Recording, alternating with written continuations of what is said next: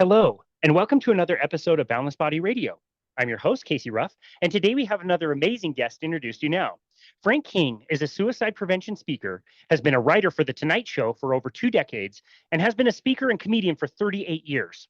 He shared the stage with comedians Jeff Foxworthy, Adam Sandler, Jerry Seinfeld, Dr. Ken Jung, Ellen DeGeneres, Dennis Miller, and Bill Hicks, as well as entertainers Lou Rawls, the Beach Boys, Randy Travis, and Nancy Wilson, among others.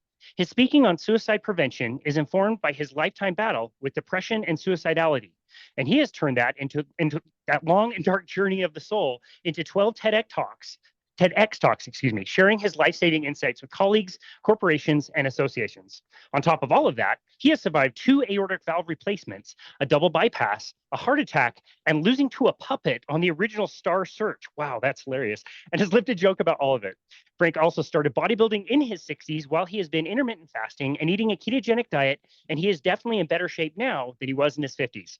You can find Frank on all social media, including Facebook at The Mental Health Comedian and on Instagram at Mental Health Comedian. Frank King, what an absolute honor it is to welcome you to Boundless Body Radio.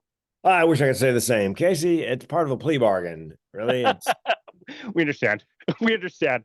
Thank you for taking the time to do this. I have to just ask right off the bat, what was it like to write for The Tonight Show? Well, what happened was Leno was the permanent guest host for Johnny way back when. Joan Rivers got blown out because she did her own late night talk show and forgot to tell Johnny she was going to do it, pissed him off. Gary Shandling didn't have time. He was doing the Gary Shandling show on HBO. So that left Leno to be the only now. What would happen is Carson would come up on a Friday night and tell the staff he was taking the next week off, which meant Leno was responsible for those monologues the following week. He had to come up with 18 jokes per monologue for all those evenings over the weekend. So he got the idea to start hiring road comics like me and a bunch of my friends under contract to send him jokes so that he could fill out those monologues. And when he got the job for real, he let most of the contract labor go, but he kept some of us working for a distance for him until he left for CNBC. Wow, that's interesting. And you were paid by the joke, is that correct? Yes, it was all on spec. If he bought the joke in the beginning, it was $50. By the end, it was $75. And there were ancillary benefits. I got a job in radio, and my manager said to me, do you have somebody famous who could, sing your praises on video to help promote the show? And Leno made a little short video. Hey, I heard Frank King quit comedy to go to work for radio. When I had my first open heart surgery in 95, first person to call me in my room after I got out of ICU was Leno. Hey, wow. Heard you had heart surgery. Good thing you didn't do it in California. They take it out and leave it out. And most recently, we've written I and 2 co-authors have written 4 books on men's mental health. And so I called Helga, his assistant. I said, Helga, do you think Jay would write a blurb for the cover of book 4 to help with the sales? And he wrote me a blurb for the cover of book 4. So really nice guy. That's awesome. That's fantastic. What was the best joke you ever wrote? Let's see. I had 2 jokes on his very first show. The first one was, let's see, it's about the time of the Rodney King incident. A guy got stung to death by bees in Texas at roughly the same time. So the joke was, the guy in Texas got stung to death by bees. Turns out they weren't killer bees. They were just regular honeybees upset over the Rodney King verdict. And the other one was Dan Quayle, former vice president at the time. Murphy Brown was a sitcom starring Candace Bergen. And on the sitcom, she got pregnant as a single mom. And so somebody asked Quayle about it. Quayle goes, I think having a child out of wedlock mocks the importance of fathers. And then he said, where would I have been without my dad? And I added the punchline, my guess, Vietnam. So I had 2 jokes on his very first. Now, the worst one, and he and I thought it was funny. 60 Minutes did a story on the graduation rate of basketball players at Duke versus UNLV. Duke graduated 94% of their Division I basketball players, and UNLV graduated like 14%.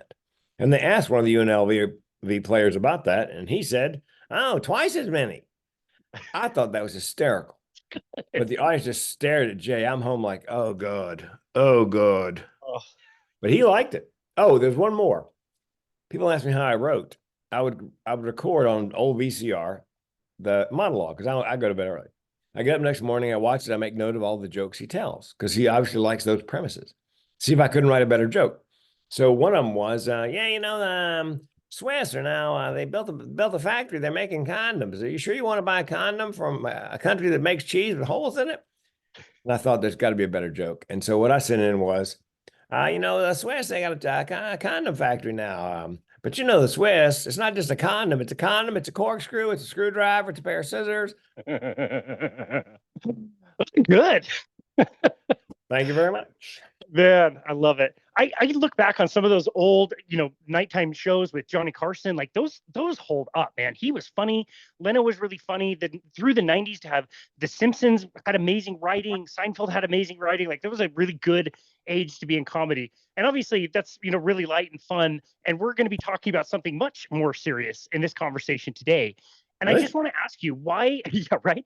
Why is it that you can take something that's about as serious as it gets, which is suicide, talking about suicide, and make it also something funny, amusing that we can laugh about? Well, there's a rule in comedy. Comedy is tragedy plus time. Just have to, allow a certain amount of time.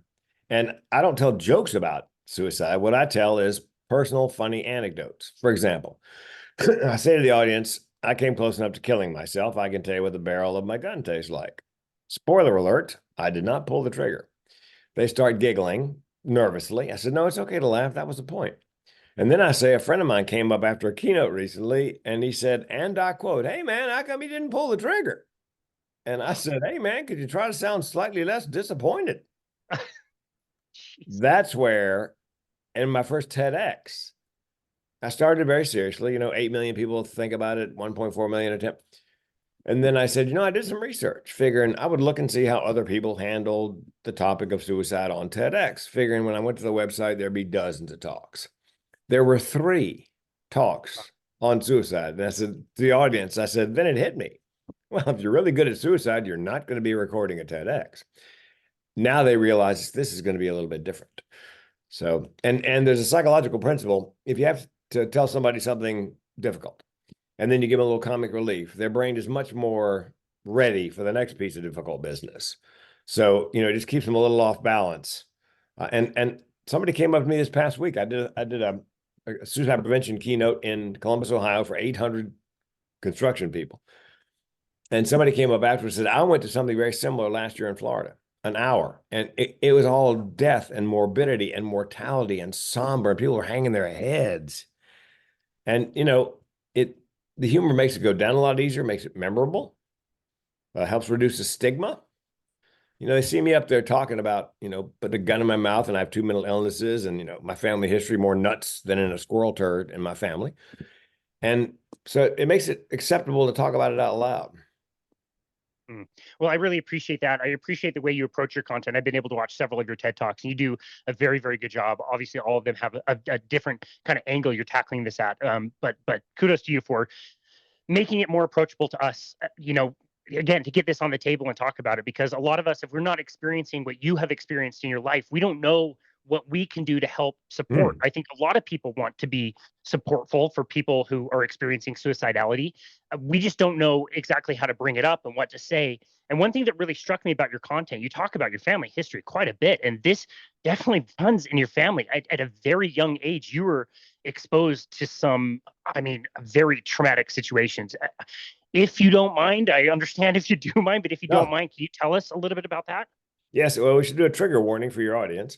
We're going to cover a subject matter that's very difficult, could be shocking to some, may trigger some. So if suicide, the description of a suicide is going to trigger you, for goodness sakes, step out for about 90 seconds, then come back. You don't want anybody to get, triggered. My grandmother died by suicide. My mother found her. 9 years later, my mother could not reach my great aunt on the phone, got panicked, and given our family history, decided to bundle me into the car, and we drove over to her apartment. And I was 4 years old, let ourselves in, and nothing amiss, really, until we got to the kitchen. And then everything that should have been in the refrigerator, milk, butter, eggs, cheese, was on the counter. And it wasn't a refrigerator with a magnetic strip to hold the door closed. It was one of those with a latch that when people disposed of them back then, they always took the door off because kids would invariably crawl in, pull the door and can't get out.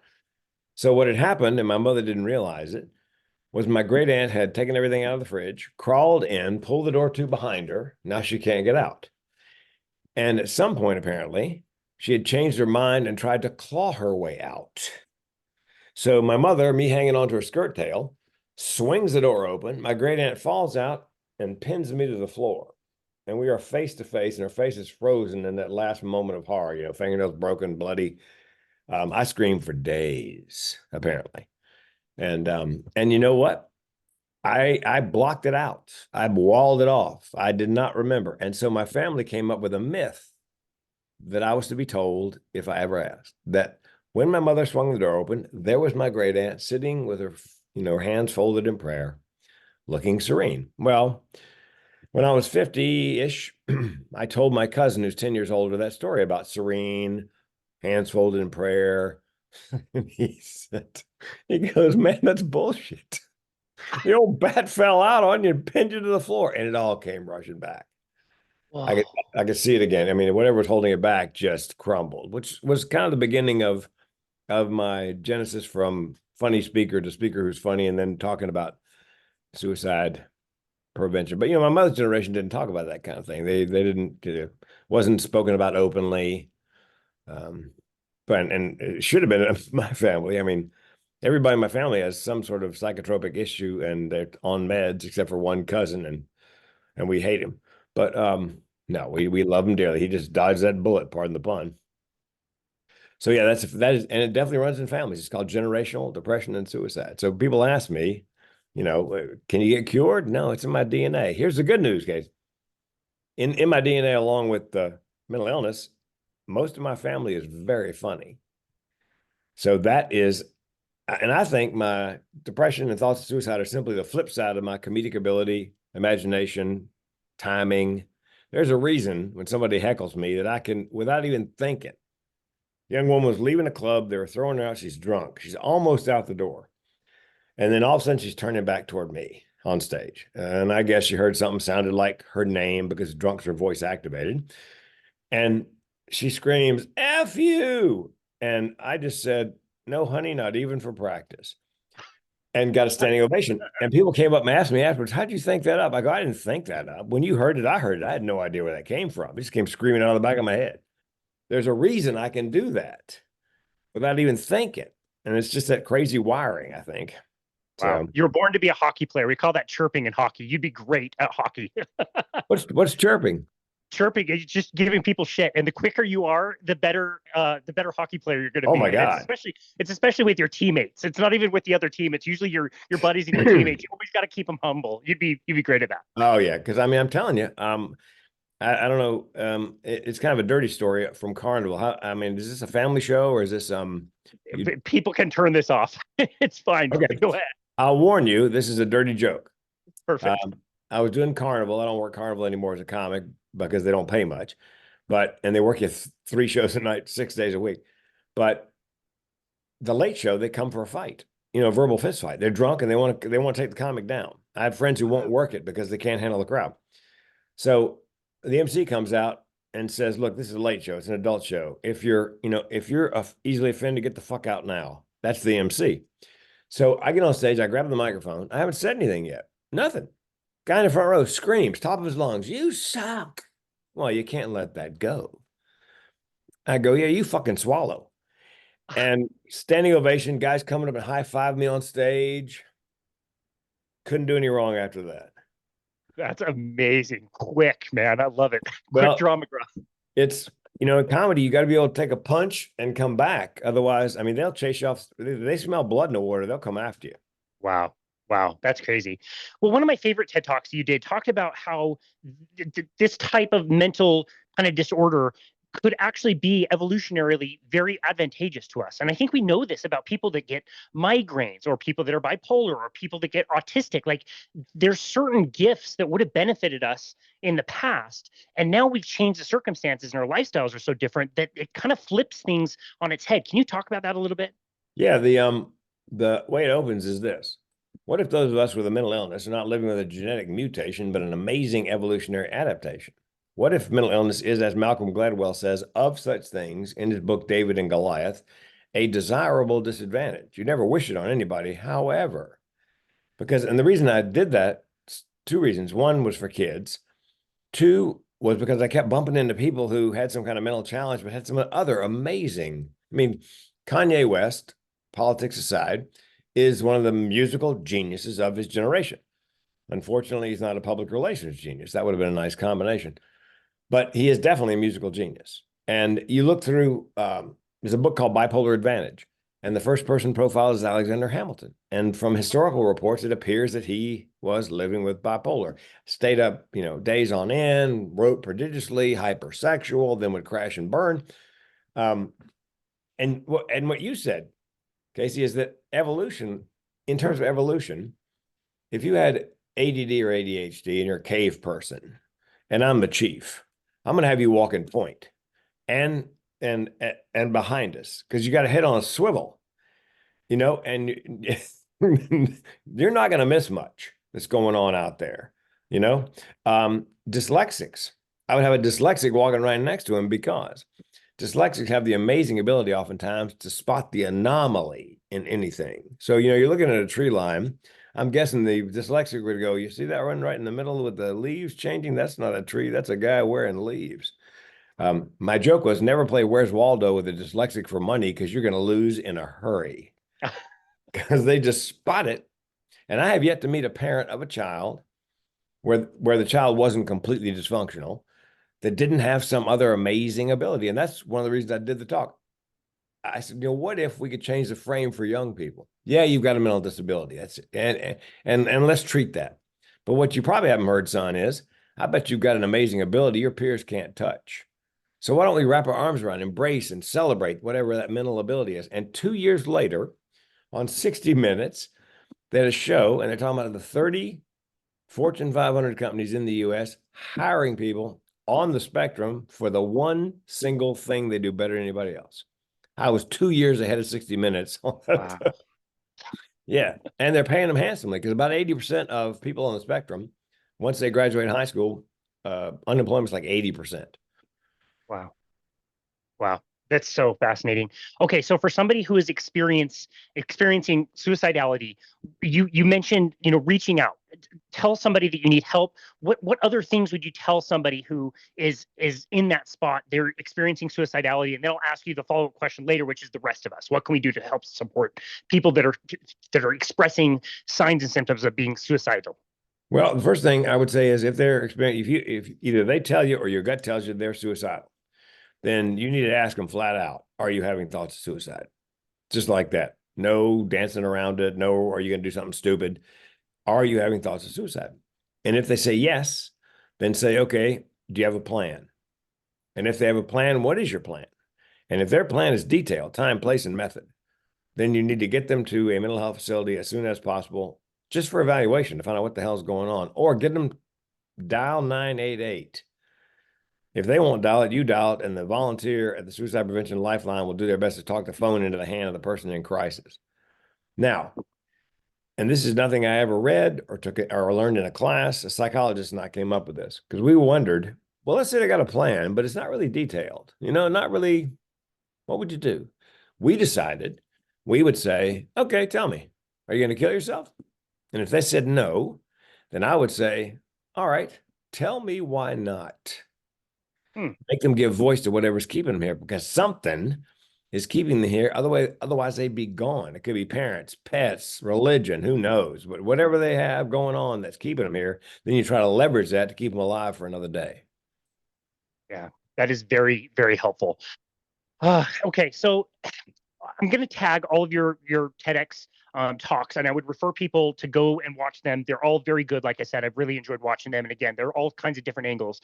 One thing I don't get to hear you talk a lot about that's going to be very pertinent to our audience is talking about what we mentioned in the introduction. You've had a lot of personal health issues that eventually kind of made you start to change your own life and lifestyle, change your diet a little bit, and start strength training and bodybuilding. Can you tell us a little bit about your own personal physical health journey and how you discovered some of these things like low carbohydrate diets?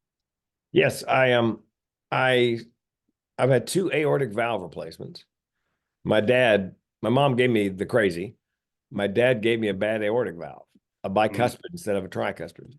So in 95, I had it replaced, had it replaced with a human valve.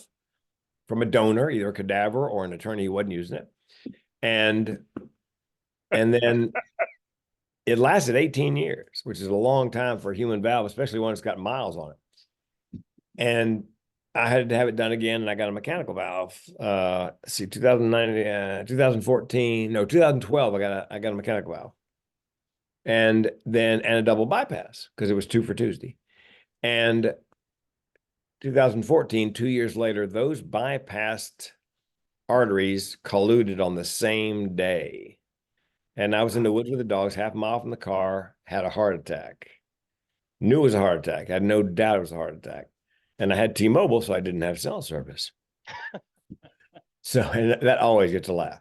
And now I have AT&T. I'm not rolling those dice again. So I had to walk out half mile.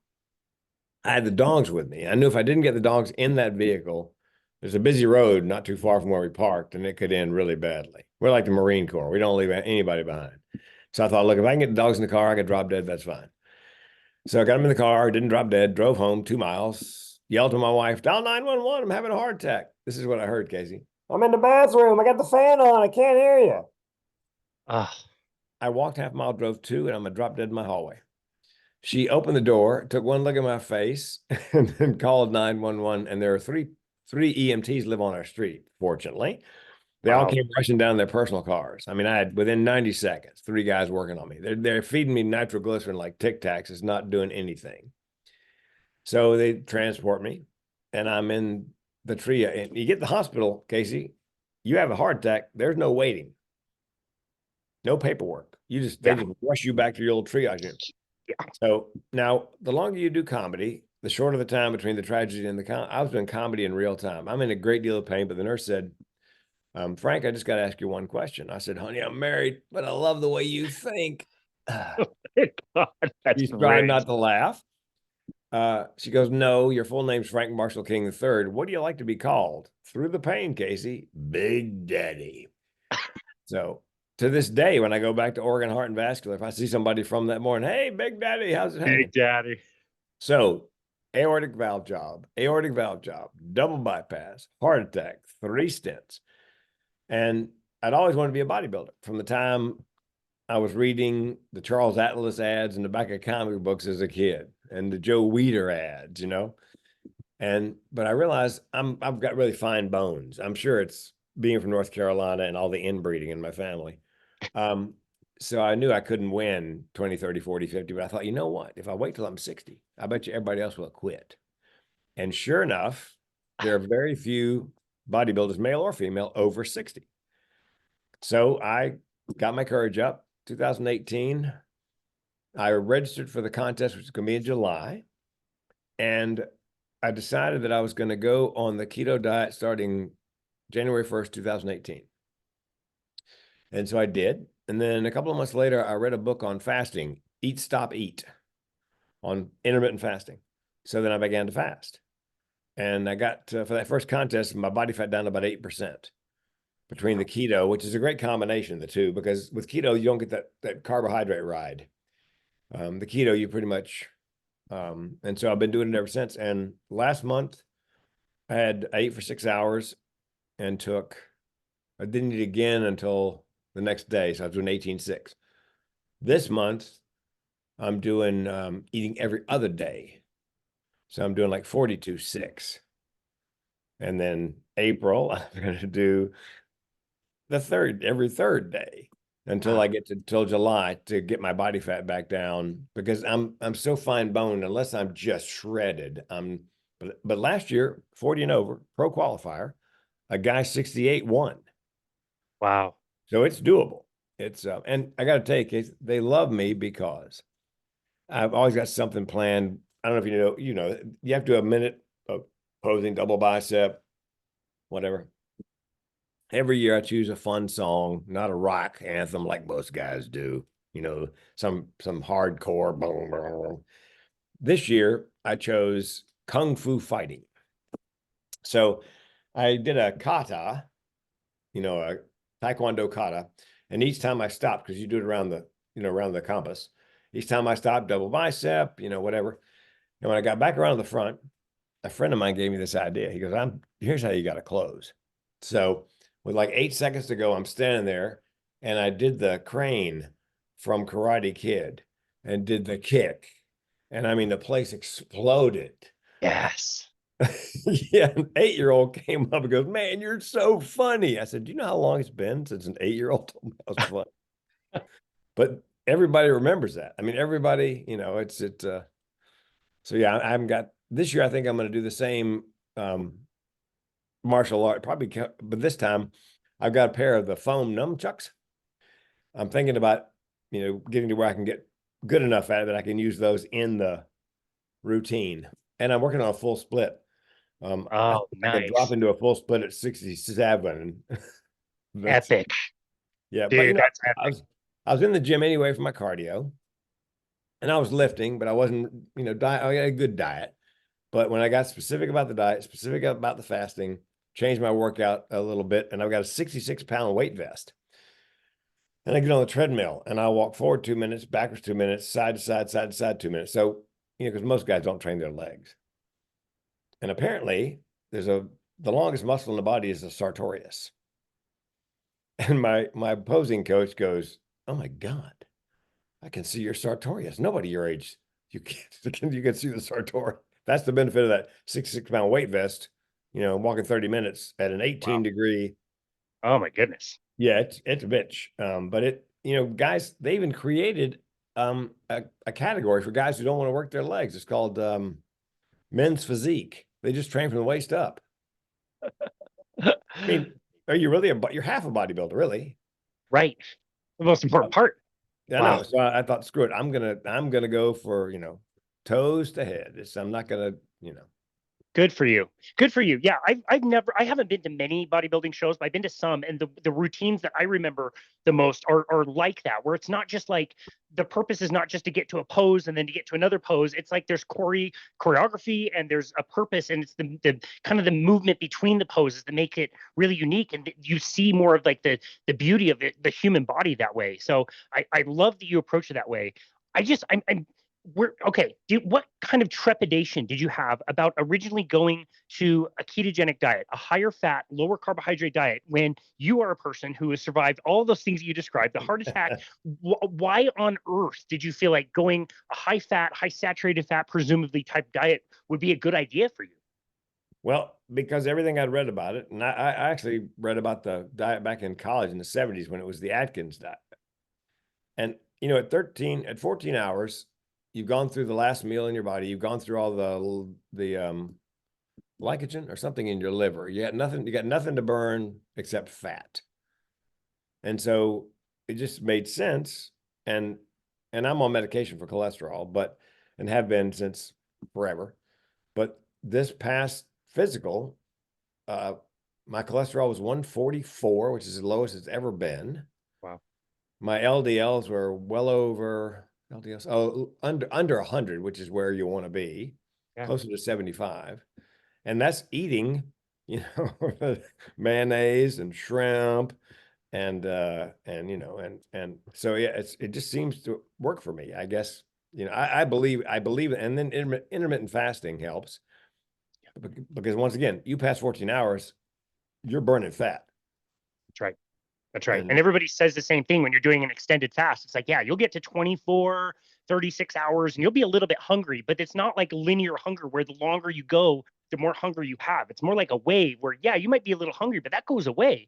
And all of a sudden you find you have tons of energy because you are doing what you described so well. You're burning all the body fat you already have on the body. And so you don't necessarily need to be eating all the time. no, everybody I've talked to who's ever done it says, and I believe this, it's the same for me. Day 2 is the toughest. Once you've gone through that second 24-hour period, on the 5th day, I've done 5 days once. My workout partner said to me, "You're stronger on day 5 than you were on day 1." He goes, "I think they've been feeding you to hold you back." That's my Well kryptonite. said. Well said. I would not have believed it had I not experienced that exact same thing myself. When I had a client, he was doing weekday fasting when he was getting really, really good results. And he would come in on Friday morning after having fasted 5 days. We would do lower body on on Friday, and he would PR deadlifts. If I hadn't like seen that, I would think there's no way you would have more energy. But once you understand those mechanisms, it makes perfect sense. Your body has plenty of energy already. Of course, you're going to be able to do more in that state. That's how we evolved, like you talk about in your talk. It's part of what made us human, and we can fast for a very, very long time. It's a really healthy state. Yeah, and you know, it's feast or famine didn't come out of nowhere. That's how our ancestors worked. And by the way, breakfast, if my advice to people, look, if you're gonna miss a meal, miss breakfast. We're not designed to eat breakfast. That's BS from the cereal companies. That's the most important meal of the day. You know, if you're gonna fast, I would fast from like noon. See, noon to midnight. No, I'd fast from 6 p.m. to noon, 6 p.m. to noon, because you that morning just have a cup of coffee with MCT oil or something just to get you over the hump. And you know, I am hungry. I do find myself staring at hamburger ads or billboards, but it's not like I'm ravenous. I can have a cup of tea with some MCT oil in it, or you know, a cup of chicken broth with some heavy cream, and it's just enough to take the, you know, that edge off. That's awesome. Well, we have lost T-Mobile as a potential show sponsor, and we've also lost cereal companies. So thanks a lot for All right, that. man. Our marketing and advertising department is pissed off, but that's okay. So we talk about like aging and how important it is as we age to protect our muscle. We want to be able to make sure we're eating plenty of protein, we're doing strength training, keeps our bones healthy, our muscle mass good. Like we know how important that is. We know it's harder as we age, but you're doing it in your 60s. What tips and tricks would you tell people as far as like increasing muscle mass and why that's so important? Well, my belief is, and I tell people this, I don't lift a lot of weights. I lift weights a lot. As part of my self-care plan, as a mental health patient, mental illness patient, diet, exercise, good night sleep, meditation, medication. And my one non-negotiable is, I believe in having one non-negotiable in your self-care plan is working out. I try to do it every day of the week. You know, I do chest, tries, and shoulders one day, and then buys, traps, and chest, and then legs. So I'm rotating body parts. And of course, every day I walk with that 66-pound weight vest. Because my legs, you know, I'm like most guys, I ignored my legs for decades. I'll work my legs tomorrow. I'll work my legs tomorrow. And I don't like squats, but I thought, you know, if I started at 30 pounds with a weight vest, and slowly but surely I built up to 66 pounds. And now I'm going to get a diving weight belt and probably add another 20 over time. So it'll be Oh up my to 80. goodness. Well, you know, the military and the army, you carry an 80-pound pack. So when I heard that, I thought, okay, all right, if they can do it, I can do it.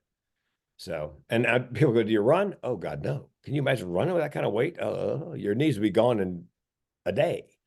I just walk about a mile, 1.1 mile an hour, you know, just enough to keep moving.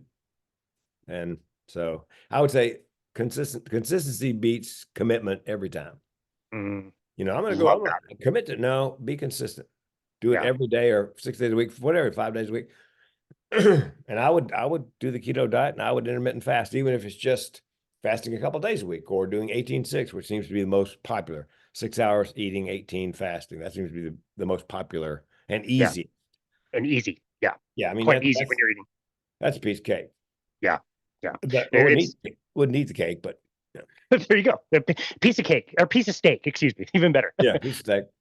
Amazing. Okay, so when you started doing low carbohydrate ketogenic diets, did you do it for the purpose primarily of body composition? Yes, I did, because I was getting ready for Okay. that contest. Started January 1st, sometime in the summer on keto. Sometime in the summer, I read the book, two books actually, Complete Book of Fasting, and then they recommended Eat Fast, Eat for bodybuilders. So eat, stop, eat. I'm sorry, eat, stop, eat. So I did it specifically to get lean, and it worked. So I've just kept on, you know, when I'm after the contest, I'm doing 18-6. I did that till about January 1st, and I began to back off, you know, extend the period of fasting slowly but surely. Interesting. And I figure, you know, and some of my friends on the, you know, that I compete with, young people, you're gonna take a few months off, dude. I'm 67. There is no time off. Love it. Yeah, Savage. yeah. There is no time. Well, here's the thing. Uh, there's a lot of big guys at the gym. I mean, you know, just monstrous. Even guys who are on steroids, just huge, you know. But it takes a whole different set of balls to get up on stage in panties and pose for 60 seconds in front of 300 people. I mean, that's a Seriously. whole different, I'm a bodybuilder. Have you ever competed? No, then you're not a bodybuilder. You need to get up there and I'm terrified. I mean, I opened up for Randy Travis 2 nights, 5,000 people a night in an amphitheater, didn't even break a sweat. 300 people, me in panties. I'm terrified. Wow. Well, good for you. It's amazing that you were able to do that. And we know that with ketogenic diets, there's all these other like side benefits that we've been learning about. And now that we have the work of Dr. Georgia Ede and Dr. Chris Palmer, both of our authors writing about low carbohydrate and ketogenic diets for mental health, how has your own mental health changed, and how have you seen it in others when they're willing to change the diet and drop out the carbohydrates and get the brain running on ketones themselves? What have you noticed with your own mental health and those around you who have tried it as well? Well, for years, I was eating carbohydrates and I would get that rush and then crash. I guess I was carbohydrate sensitive. I've got a friend named Steve Kelly. He can drink a Mountain Dew, eat a Snickers bar, and he doesn't crash and burn. I have no idea how he does that. Wow. If I did that, I'd be waking up face down in a pool of my own saliva in about an hour. Yep. So it's my mood doesn't fluctuate like it used to when I was doing carbs. It's much more level. And maybe not everybody's that carbohydrate sensitive, but I mean, I loved sugar as a kid. That was my crack. And I just, and now I've been off, I haven't had white sugar in 3 decades. If I ate it now, I would undoubtedly throw up, get hungover, because I think your body loses the ability over time to process white sugar. A stevia, a sucralose. I'd rather not do aspartame. I don't really trust aspartame, but sucralose and stevia or stevia, I don't have any problem with.